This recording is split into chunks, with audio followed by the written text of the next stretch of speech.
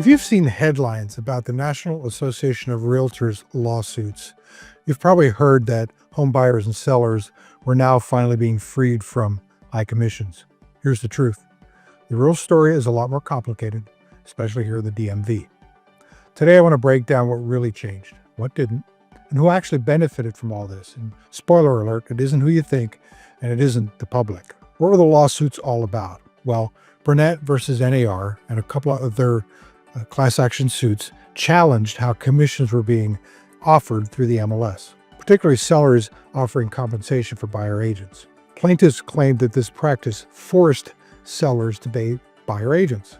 NAR settled, agreed to change how offers of compensation were displayed and disclosed, and it didn't ban commissions or cooperation, it just changed how they were communicated. So the lawsuit wasn't about price fixing, it was about transparency, how compensation was shown, and how it was discussed between agents. What really changes for buyers and sellers? Well, one thing, agents now need written buyer-agent agreements up front. This protects the buyer, this protects the seller, and this protects the agent. Without one of these written buyer-agent agreements, the agent that's working for the buyer in any sort of dispute could be deemed as working for the seller. So having that written buyer-agent agreement takes away any confusion as to who represents whom. Sellers can still offer compensation to buyer agents, it's just not publicly shown on the MLS.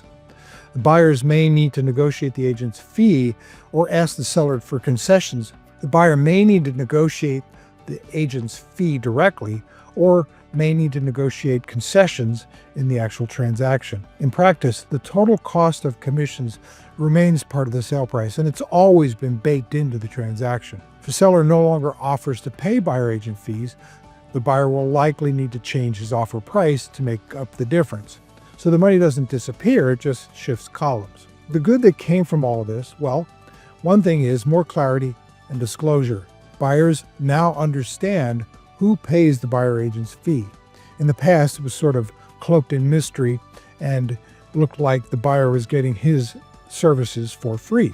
Not the case, but that's how it looked. It also encourages professionalism. Written agreements set expectations early and answer questions. This could also help consumers see the real value of representation and what their agent actually does for them.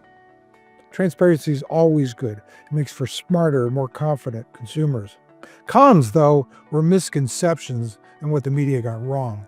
Many headlines misled the public into thinking that commissions were going away. Well, that's not the case. It also brought up the idea that sellers no longer had to pay buyer agent fees. It also made it look like home prices might suddenly drop.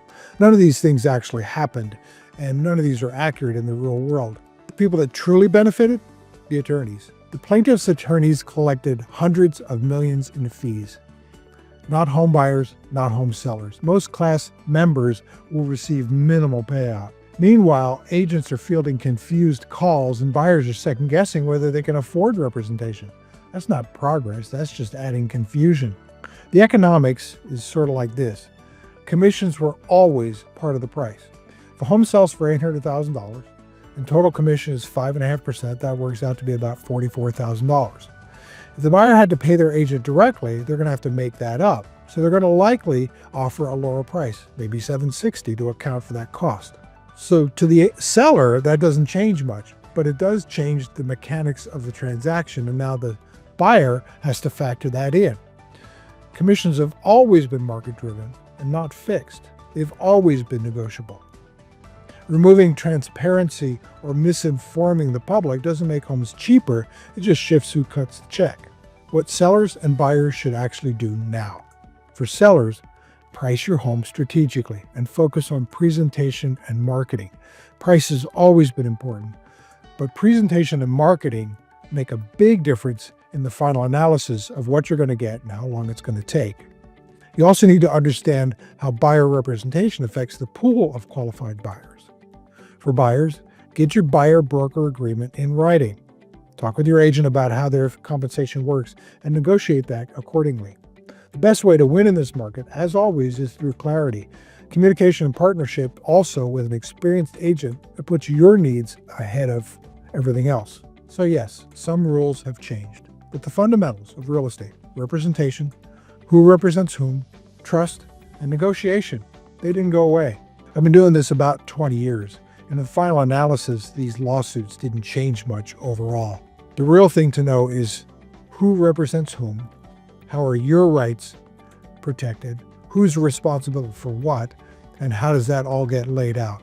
In the final analysis, so yes, some rules have changed, but the fundamentals of real estate, representation, trust, negotiation, they didn't go away. In the 20 years or so that I've been doing this, all that happened as a result of these lawsuits was a lot of confusion being entered in. It didn't improve the scenario. It didn't improve anything for the consumer. It just made things more difficult to navigate for a while. Now we're coming through it, and it's all working just about the way that it did before. If you have any questions, talk to your agent. It's all more out in the open now, which is a good thing. Here's to your next successful transaction.